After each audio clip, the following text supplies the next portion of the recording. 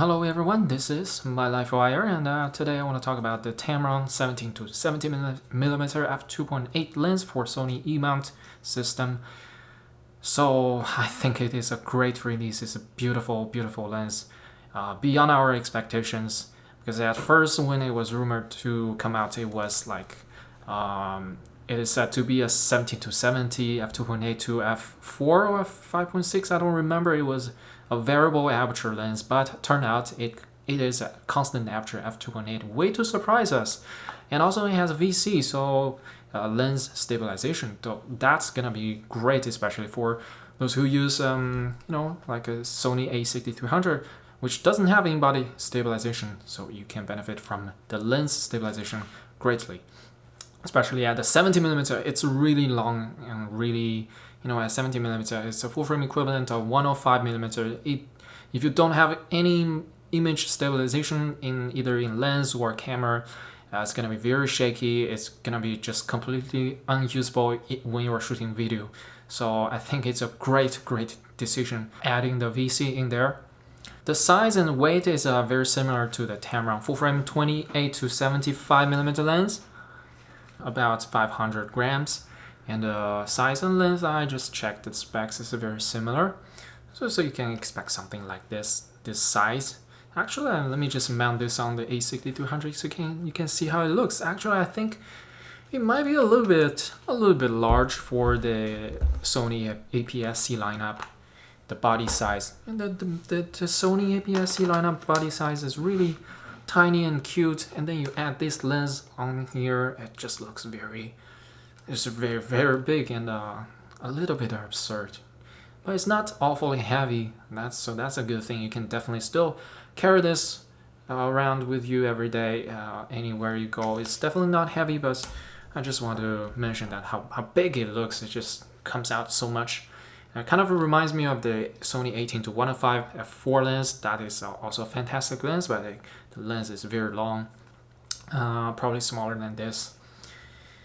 Anyway, so that is a great lens. f2.8 is gonna translate into a f4 in full frame, so it's gonna be about 25 to 105 in terms of range, and then you have f4 constant aperture, so it's very similar to the Sony full frame 24 to 105 G lens, which I sold previously very recently, and it was a great lens. I think if it wasn't the fact that I transitioned from Sony to GH5 to Panasonic to Micro Four Third, I would definitely get that lens for my APS-C camera, because it's just such a powerful combo. It's perfect. It's everything I want. Like, you have in-body stabilization, you have great range, you have a very bright aperture. It's great. Just beautiful lens, beautiful design.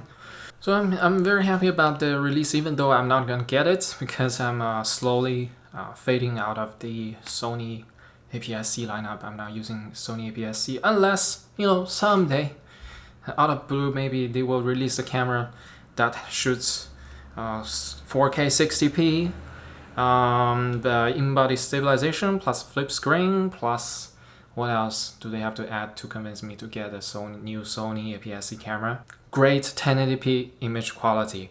If they had those, maybe in the future I would get a Sony APS-C camera update, and then I could get the Tamron. But I don't think that's coming anytime soon due to budget constraint.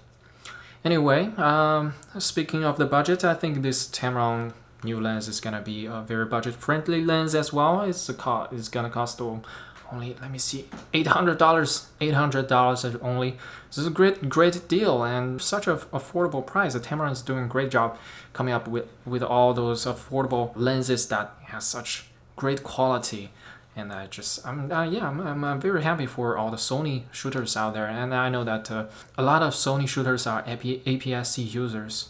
So it's a great news for Sony shooters, for APS-C users. And I wish they could also make a Canon mount so I can adapt it to my GH5. That would be fantastic. Right now, currently, I have my favorite lens is this Sigma, a very tiny Sigma 17 to 70mm lens. So this is the lens itself, and then here is the speed booster. So it looks a little bit larger, but the lens itself is very tiny, very nice, and doesn't weigh too much. It balances very well on my GH5. I like this because of the range 17 to 70, just like the new Tamron lens. And the aperture is f2.8 to f4, so it's gonna be a little bit slower than the constant f2.8, but it's totally fine. I like it. It's much better than most of the Micro Four Thirds native lenses, zoom lenses. Yeah, I just adore this kind of lens a lot. I love long range zoom lenses, and having a bright aperture is always a plus. I'll make a review video of this lens very soon, so stay tuned. If you want to see this lens, it's kind of underrated. Like, people don't really talk about this lens, but the build quality is fantastic. It's very similar to the contemporary Sigma lenses. The prime lenses look very similar. They have very similar build quality. The rubber zoom ring and or focus ring, and just design just looks so clean and beautiful. I love them. So yeah, that's it. That's it. A little bit chat.